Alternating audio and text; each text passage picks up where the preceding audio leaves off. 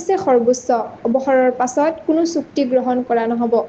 নতুন মুখ্য ন্যায়াধীশ গৱাইৰ মন্তব্য নমস্কাৰ অসম নিউজ এক্সপ্ৰেছলৈ আপোনালোকক স্বাগতম আজিৰ মুখ্য খবৰ ভাৰতৰ নতুন মুখ্য ন্যায়াধীশ হিচাপে অৰ্জুন ভূষণ ৰামকৃষ্ণ গৱাই 14 মেত শপত গ্ৰহণ কৰিছে গৱাই হৈছে ভাৰতৰ 52তম মুখ্য ন্যায়াধীশ 11 মেত এক আনুষ্ঠানিক বৈঠকত মুখ্য ন্যায়াধীশ ৰূপে নিযুক্ত গৱাই সাংবিধানিক পৰিসৰেৰে কেইটামান গুৰুত্বপূৰ্ণ মন্তব্য আগবঢ়াইছিল তেওঁ মন্তব্য দিছিল যে সংবিধান হৈছে সৰ্বোচ্চ আমাৰ গণতন্ত্ৰৰ তিনিচৰীয়া শাখাই সাংবিধানিক পৰিসৰেৰে কাৰ্য কৰিব লাগিব তেওঁ উল্লেখ কৰিছিল সাংবিধান সৰ্বোচ্চ আৰু এইটো কেশৱানন্দ ভাৰতী মুদলাৰ 13 জনৰ বেঞ্চৰ ৰায়ৰ পৰা স্পষ্ট হৈছে পদৰ পৰা অৱসৰৰ গ্ৰহণৰ বিষয়ে গৱাই কৈছিল যে তেওঁ কোনো পোষ্ট অৱসৰ চুক্তি গ্ৰহণ নকৰিব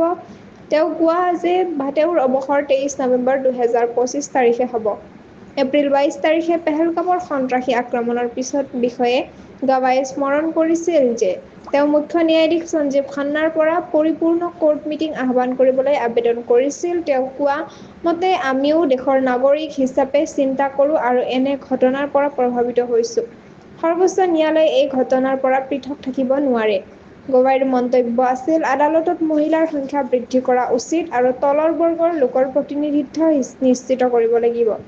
লগতে তেওঁ গুৰুত্ব দিয়াৰ দৰে কোৱা হয় যে মানদণ্ডত কোনো অপচৰাই নোহোৱা উচিত